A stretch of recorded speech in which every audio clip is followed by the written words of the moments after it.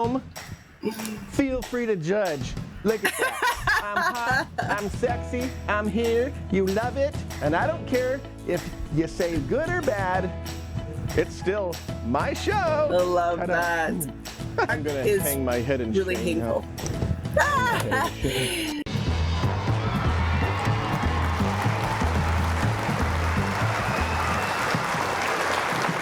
Dearly beloved, we are gathered here today to get through this thing called The Show. And I'm your host, Geoffrey Hill, and it's really awesome to have all of you watching us today. There are thousands of you out there who are saying to yourself, what am I going to do with my life?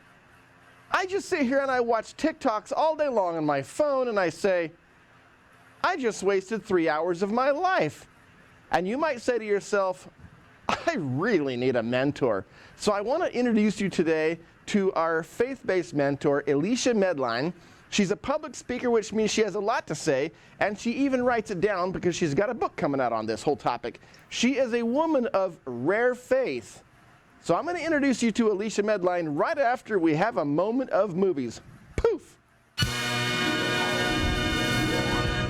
Here on the show with me, Geoffrey Hill, we are always looking for new people to come on the show as a guest and share their stories. I love to talk to actors, singers, producers, filmmakers, authors, and tons of other people.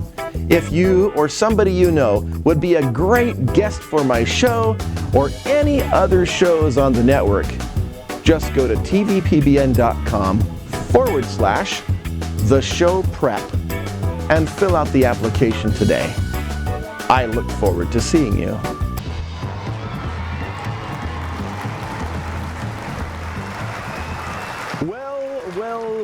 Well, and double well. But before I introduce you to Elisha, I want to remind you, go over to our Facebook page and click the follow button, the like button, you know.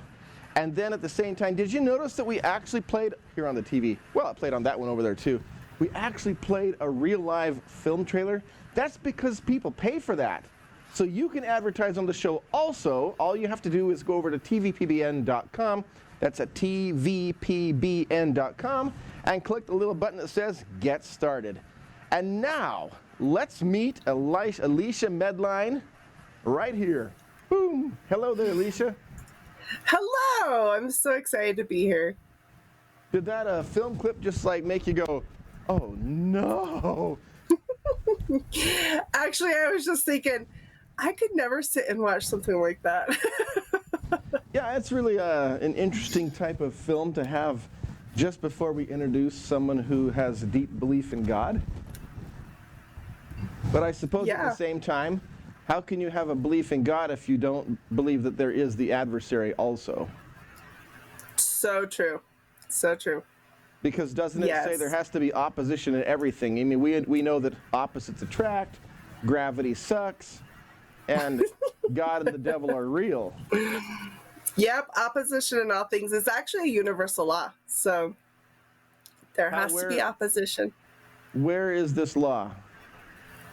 Well, of course, it's in the scriptures, but the universal law of opposition, it shows up in all things. So in order to be wealthy, you have to know poor. And in order to know good, you have to know bad. So it's really just, it's the same for everybody. That's not a respecter of persons. Interesting. The whole, in order to be rich, you got to know poor. In order to be poor, you got to know rich. I like that one much better. I think I'd prefer the rich side. I've been poor for way too long. It's like gravity. It sucks. Yeah, it does. I've lived in poverty most of my adult life, and that has changed immensely in the last year or so. But it's learning and understanding how the law of abundance works. It's understanding, different aspects of universal laws, which is what I teach all the time. So we teach about the law of polarity. We teach about the law of opposition. We teach about the law of abundance, so on and so forth. I noticed that you said that your life has improved dramatically with regards to finances over the last year, which means right in the middle of COVID, your life got better. And I'm wondering, what do you attribute that to? Well, I actually attribute it to the fact that I have done so much inner work and really cleaned up my money beliefs and learned that I get to completely take emotion off of money and take my identity off of money. So when I see money as neutral, it actually allows the ability for it to ebb and flow into my life in abundance because it's not tied to my worth or my value, and it has like money and time and all of those are no respecter of persons either. So it's how we perceive or project money and what it looks like in our world and our belief systems that we grew up with, maybe that's been passed down from generation to generation. And once that stuff gets cleaned up and we get the learning from it, then we can step into it with complete independence and choose to see money as a neutral resource rather than it's, money never comes to me because it's so hard to get, or, money's the root of all evil, or like so many different money issues out there. And once those get cleaned up, then it really does free the flow. I heard you say that you became introspective, that COVID forced you to sit back and rethink some of the things that you were doing in your life. And that's what has happened to so many people. We get stuck in the rut of getting up every morning, cook your breakfast, have your coffee, go to work, do the work thing, do what you're told, sit at the desk, follow the orders, have lunch at this time, Right. have your break at this time, go home, rinse and repeat, start over day after day after day after day, and so many of us never sit down and say, what am I doing? But COVID forced millions and really forced billions of people to rethink this. And from my personal observation, setting aside the fact that so many lives were lost, the strong will survive in this world, and it has always been that way. Those who sit down and think instead of letting somebody else think for them are those who succeed. Right. Yes. That's one of the things that really did change my business is, yes, COVID came. I've been in business for 7 years. But the really amazing thing is when COVID hit, so many people were like, what do I do with my life now? And what does God want me to do with my life? Like, I've had a 9-to-5 for so many years and now I don't have it. And I don't know what to do about that. And there's so many fears and anxiety and so much doubt that shows up. I've had people that own businesses that come to me and are like, oh my gosh, I am losing money and I don't know why. I think it's because my employees aren't showing up, or I think it's this and this and this. And what we end up finding out is actually what's going on inside of their head. And they're not showing up as a leader in their company. And so it's creating distortion within their lower management. And there's all this confusion. And then the leader or the CEO is like, it's all their fault. And so learning how to take real accountability, like 100% accountability for all parts and pieces of their thoughts, their actions, their behaviors, their words, changes their perspective within how they're running their business, which I've had people that come to me that have gone from doubling to quadruple their income in the time that they've worked with me. And we don't even talk about their business. We talk about what's going on inside of them and what's blocking them, and learn how to see and bridge those gaps that are blocking them from really creating that financial success. Basically, So I teach them what I learned. So very true. When you were in elementary school, there was a sign on the wall that said, you are what you eat, and they taught you about the 4 food groups. Right next to it, I think they should have had a sign that says, you are what you think, and then show you the groups of things that you think about, because who was it? Was it Napoleon Hill or Dale Carnegie who said, whatever the mind of man can conceive and believe it can achieve? So if you are sitting there thinking of nothing but failure all day long, living in fear of being of failing, you're focusing on the wrong thing. Right. What you And it's focus really on hard to grows. stop thinking that. It is. And the reason why it's so hard to stop thinking it is because we don't understand that we literally can change it. We think that the outside sources are what needs to change. We think our spouse needs to change, our employees need to change, our children need to change. And really, what needs to change is us. And I love, there's a saying by Kirk Duncan who said, if you want things to change, you must change. If you want things to get better, you must get better. And I remember going to a conference when he talked about this. This is before I started my business. And that hit me hard. I was like, wow, I don't get to wait around for my husband to start making money before we have money. Like, it's not his problem if I'm having a problem with it. It's what's going on inside of me. And that's a lot of them that so many people have, is they look at their exterior, their circumstances and their situations around them, and they blame and they criticize and they create so much contention because they want somebody else to come in and save them, rather than taking charge of what's going on in here, what's coming out of here, and connecting here to their higher power. And so that's a really big thing that I teach people on a regular basis. There's four pillars. That applies to not just money, though. What you just described is a successful relationship and your marriage. Yeah. If you take risks, you cannot turn to your husband or your wife and expect them to fix you. I remember years ago that the person that I fell in love with is from a different country, and she didn't speak English. She couldn't drive. She couldn't read the phone book to find friends. She didn't know how to do any of that stuff. She came here from a different country, and reading English, they teach English in elementary school, but when you don't apply it every single day, and that's the key, application of the things. When you don't apply it every single day, you're going to have a tough time. So she arrived here unable to really do anything for herself. And at one point she says, I want a driver's license. And she turned to me and said, when are you going to get me a driver's license? And I thought, what? What do you mean, when am I going to get you a driver's license? It's not like I can just go down and buy one. It took a long time for that to set in, because when you come from certain parts of the world, in certain cultures, the government does things for you.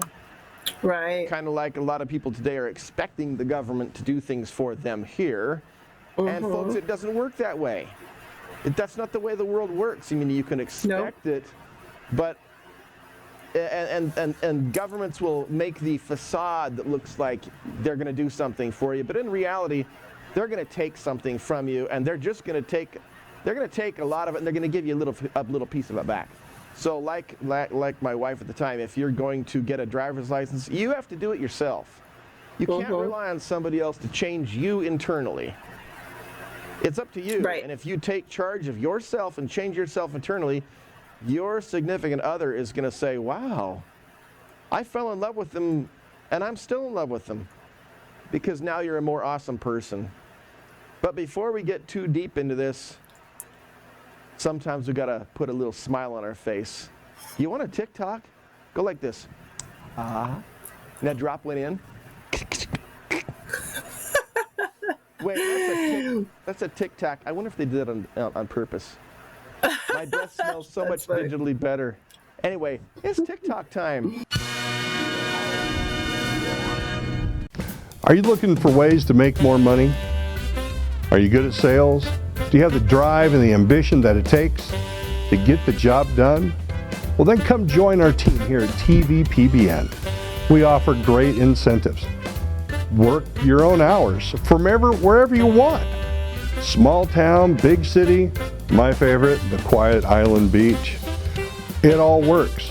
Go to tvpbn.com today. Click on the link to become an affiliate. My name is Chris Mayberry, and I'm excited to be working with you. Man, that was awesome. We played the best TikToks. It actually didn't play properly, and don't ask me why. We're having system trouble today. But whatever, it wasn't really that good of a TikTok anyway. So back to the whole topic at hand here. If somebody is unwilling to change, what do you do? So I'm so glad you asked that question, because I was married to my first husband for 16 years. And in that time, it was a really toxic environment. And until I started learning about what I teach people now about personal development and about really cleaning up what's going on the inside, he and I was people pleasing him all the time. And I didn't even know that that's what was even a thing at the time. And so as I got better and started to understand what was going on inside of me and changed me, it started making him super uncomfortable. And I love how you were saying earlier that, you know, when you change, your spouse could go, wow, like I'm falling in love with this person all over again.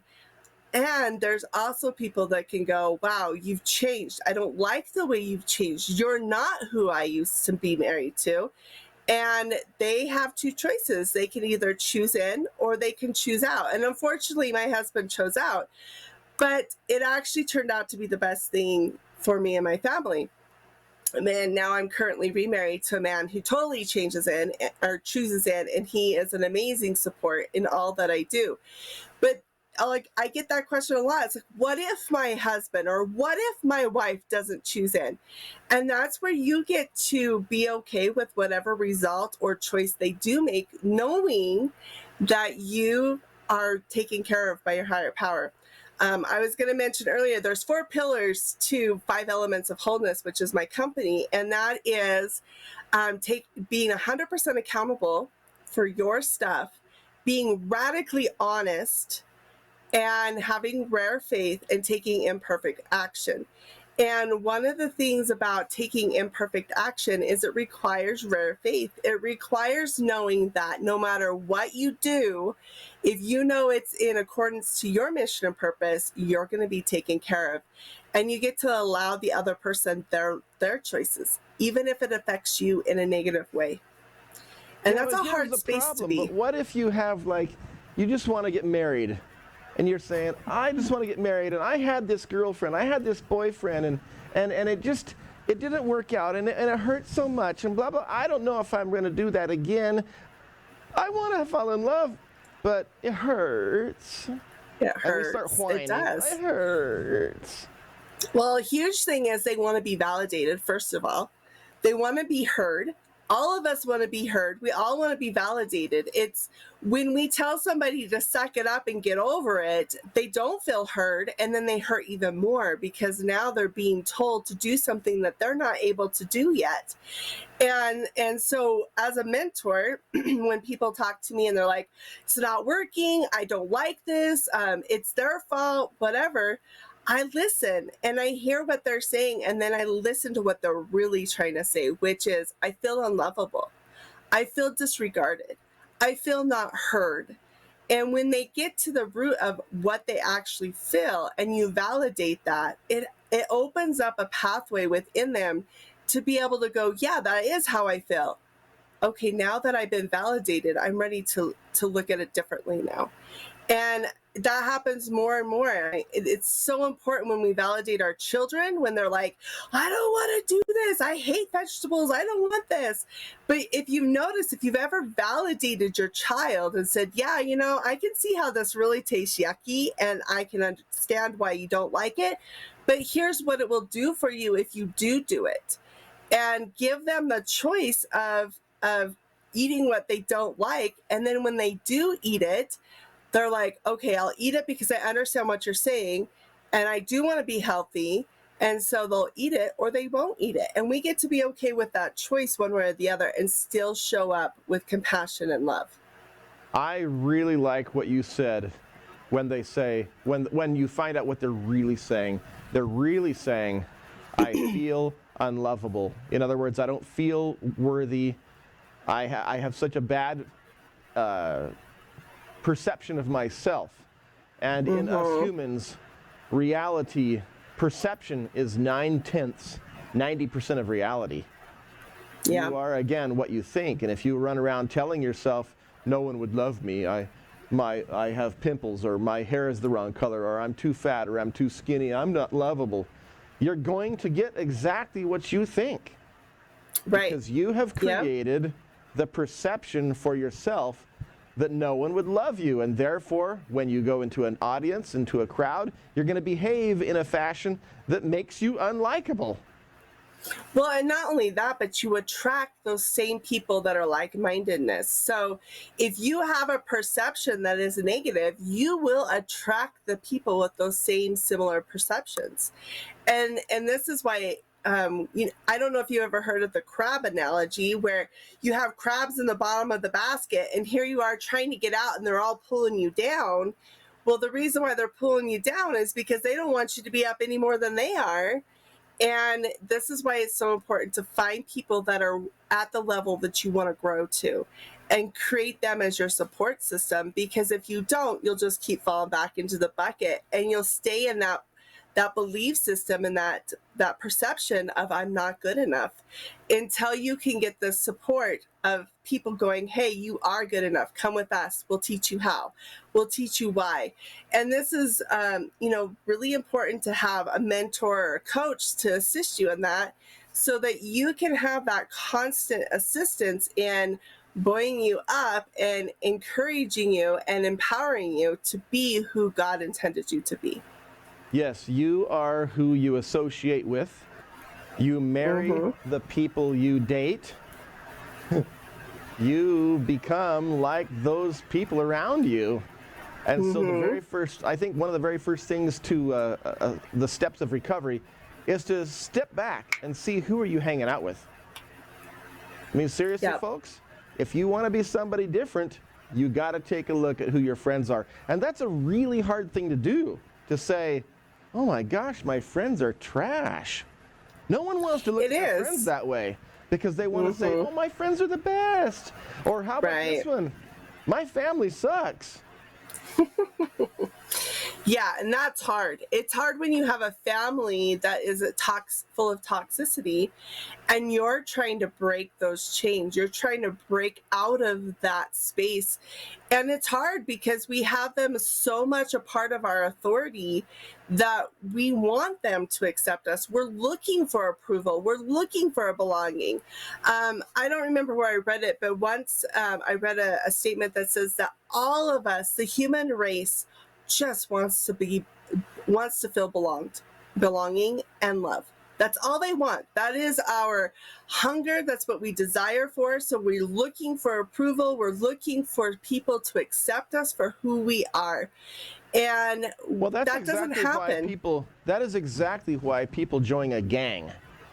They join the gang for the brotherhood, for the sisterhood, for that family feeling they lacked at home for whatever reason, or whatever their environment is. They join it because it's not just, who seriously wants to go around and get shot in the head? There's a saying that says, they want to feel belonged. There's a saying, it says, show me your friends and I will show you your future. So if you're sitting there saying, I don't want to go to jail, but you're hanging around with jailbirds, show me your friends and I'll show you your future. That's completely incredible to me. When if people will realize it's a real key to making that first change. How often do we sit at home and we think to ourselves, I want to do this or I want to do that, and that little voice in your head starts talking. And then that voice suddenly sounds like your girlfriend, or that voice sounds like your boyfriend, or it sounds like your friend across the street, or your aunt, or your uncle, or your mom, or your dad, or your brother. It sounds like that person. Because what's the easiest thing? To tell yourself positive things or to flow with the negative flow? Well, it's easier to go with the negative flow because you want to be accepted. You don't want to be the odd man out, because that would mean that you don't belong. And if you don't belong, then who are you? And what is your worth? And what is your value? And this is something that I work with my clients all the time on. It's that we're not to be looking to other people for approval and value. We get to look inside of us to find our divine identity, so that we automatically know what our value and our worth is, and that it never changes. It doesn't ever go away, no matter who says what, when, or how. And that's one of the things that I work with people in my business, because if you understand your divine identity, you understand your mission and purpose, and there isn't anybody that can derail you because you know where you're going. And right now, Absolutely. most people don't know where they're going. They are, what's the word? Oh gosh, all of a sudden I forgot it. They're walking generalities. They're. But anyway, you have written all of They're this down. And statistics. it's coming out in a book, but we're going to talk about that right after a movie of the moment.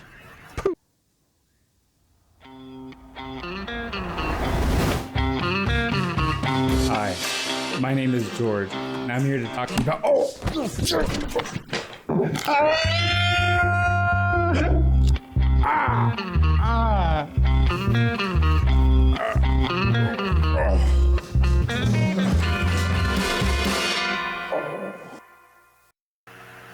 Something is really wrong with Great the movie live there. system today.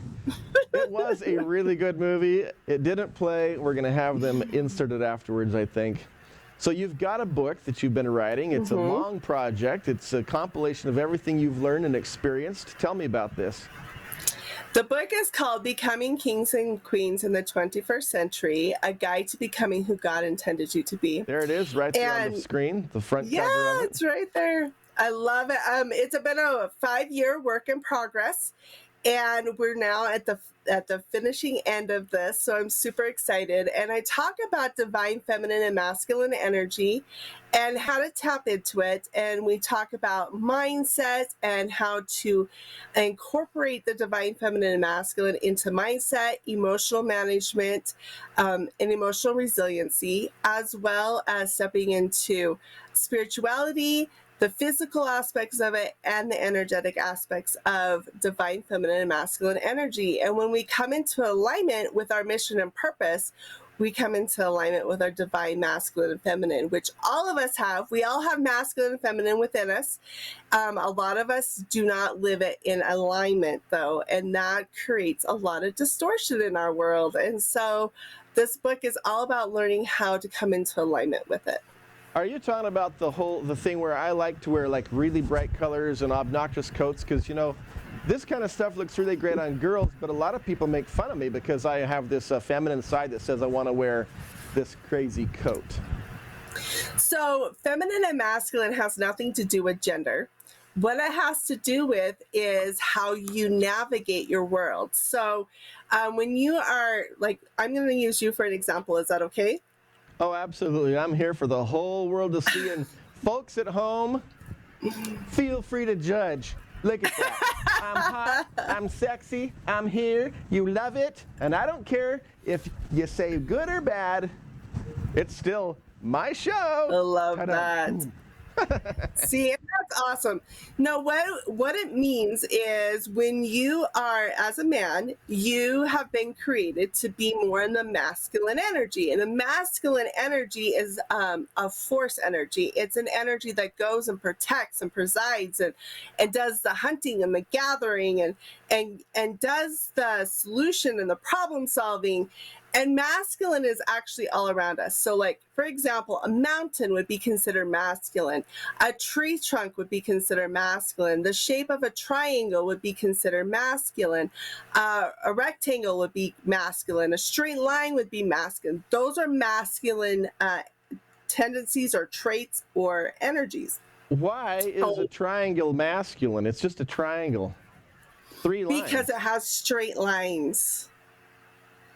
So a triangle has straight lines and they connect, and if you look at a man is, their body shape is triangular. And so Mine's it kind works of roundish, but I understand. You're talking about how a man has broad shoulders. I'm the Broad opposite of shoulders, that. and I'm then shaped they- like a pear, upside down. But yeah, I understand now. So Yeah. the whole analogy of the straight lines implies that there's a solidness. Yes, a firmness. They're out there and they Unwavering. take charge. Yes, exactly. Okay, I understand And now. then the feminine is where you have a circle, or it's soft or curvy. Flowers, the petals on a flower would be feminine. Water, or like a river, would be feminine. Wind is feminine. A thunderstorm, though, would be masculine. And so if you can see how that I don't works, know like about us that, 'cause women are sometimes curvy. my wife gets a little loud. Well, then that means she's stepping more into the masculine, actually. So before I even understood masculine and feminine, I lived predominantly in the masculine energy, which means that I walked very forcefully. I had a very loud voice. I was very, what's the word? Solution oriented. I problem solved. I was just in this force, like I pushed things through all the time. And it was interesting because the man that I married at the time was very much in his feminine, and we didn't understand this. So, but that's how it worked, is he was more in a feminine, where he wanted to just be taken care of. He wanted to just be sitting around. He didn't want to really force anything. He didn't really want to go and do, which is the negative side of masculine in a man.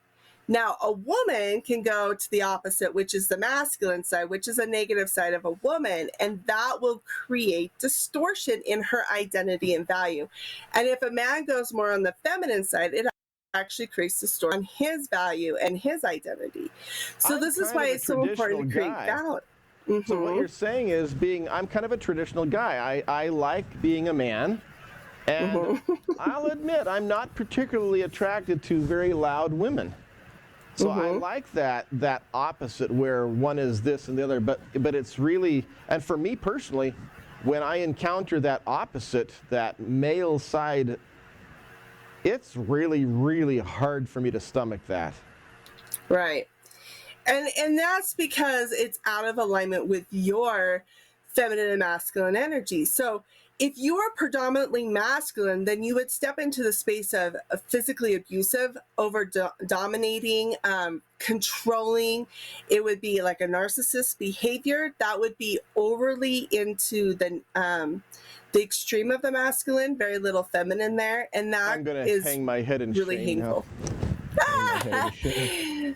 But the balance is that if a man can be 60% in the masculine and 40% in the feminine, then it gives their wives or their girlfriends permission to be 60% in the feminine and 40% in the masculine. And then if you look at that number, when they come together, they can create one. They become whole.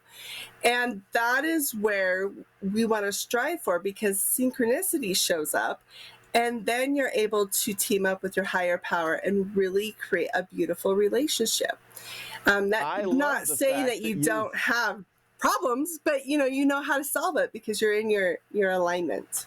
You just validated my really shiny shoes. Look at that. See that? Love my shiny shoes, both pairs. And I like wearing the bright colors.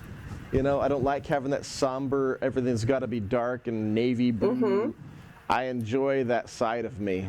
And I think that's like what awesome. you said you have to have balance. We all know we have to have balance, and a 60-40 balance. That really allows me to enjoy the things that are bright and fun. And yet on those, there are some days that I just want to wear those dark colored clothes and Right. and be that dude. But other days, I want to be a little more flamboyant and a little more. All I can see is, to me, it seems like a little more relaxed. Sometimes when a man is too much man, he's so uptight. That's what I perceive. They need to just back off a bit. And the next thing you know, you get along with the people around you even better. You do. Yeah, because you're living in your purpose and you're living in alignment with that. And that's the beautiful thing about becoming kings and queens in the 21st century, is we become who God intended us to be so that we can create unity and we can create transformation within our families. We can have just so much happiness and joy and peace. One of my mission statements is that I desire to stop as many divorces as possible, because if I can do that, then we can teach them how to have effective communication, come into unity, teamed up with their Heavenly Father, and really create that, sanctuary within their home that is full of love and compassion and empathy. And so that's another reason why I wrote this book, is because I want people to learn how to have effective communication and really step into their mission and purpose. So often, people in a relationship, they begin to develop the animosity towards each other. And if they will just step back and say, wait a minute, there was a time when I looked at this person and said they're the best thing ever. Mm-hmm. I personally believe we lose sight. We get stuck in this relationship, and pretty soon you get narrow focus, narrow-mindedness, and you have to look back and say, I did love this person. Now, why did I love them? Let's pick out something positive that I loved about them at the time, and let's build on that now. That was the foundation that started the relationship in the first place. Why did we lose sight of that one thing that I'm going to only talk from a man's perspective, that cute little laugh, that smile that she did, that tilt of her head, or that voice that sounded a certain way. I love the sound of voices. And you just hear that softness. If a woman is your Dale, that softness. For me, that's really important. And you fell in love with that. If you just reopen your mind, reopen your eyes, you will find something. There's something to love in everybody in the world. If that were not true, Charles Manson wouldn't have admirers. Right, exactly. Well, and this is where the 4 pillars come so in handy. Is so important, because the reason why we lose perspective of the loved one, the people that we love, that we've married or created that relationship with, and this goes in business too, is because when we first started, we were willing to take accountability. We were willing to be honest. We were willing to step into having faith that this was going to be a good relationship, and we took action on it. And what happens is we become codependent. We start waiting for the other person to bring us joy, like we had experienced before, because it was new. And we don't take accountability for what brings us joy by what we personally do, and to stop waiting for somebody else to come and save us, like what we were talking about earlier. And that is a huge factor when it comes to having a relationship, is you've got to be 100% accountable. You've got to be 100% honest with what's going on within you. And if you don't know how to effectively communicate that, then try. And be willing to be vulnerable. Because if you're not vulnerable and you're not willing to try, and you just want the other person to know, you're going to create a lot of conflict in your relationship. Man, you hit it right on the head. You have to be honest with yourself. If you're sitting there lying to yourself, you will absolutely never, ever change. Nothing will improve. You're going to go that way for the rest of your life, because a lie will never, never materialize as truth and positivity in your life. Let's put the book title right up on the screen again. Let me see that. Does it come? There it is. Yep, Becoming there it Kings is. and Queens in the 21st Century, a guide to becoming who God intended you to be. Folks at home, this is Elisha Medlyn. She is the author of this book right there, Kings and Queens in the 21st Century. Elisha, it's been so good to have you here. I want to continue, but there's always more. There's always more we can talk about. Yep, I could go on for hours. And you should. Do you do like seminars and stuff that people can attend? I do. I just got done with the women's retreat this last weekend. I have another retreat coming up for couples in September. So that will be September 16th, 17th, and 18th here in Utah. So if you're interested, you're always welcome to reach out, and I can give you some more information on that. And right now, my partner and I are working for next year to have live events. So we're super excited about that. We want to have about 6 live events next year. So look for that as well. And when you do, remember that there are those people at home that may not necessarily be able to attend, but here on the show and the production company responsible for this, we can make those hybrid events so that the people live can also participate simultaneously as if they were there. That's a plug for the Television Public Exactly. Broadcast Network, folks. That's what we do. We plug things, we talk about positive things, and we have a really great time. Until next time, my friends and family and alien abductors, I'm Geoffrey Hill, and I love you all.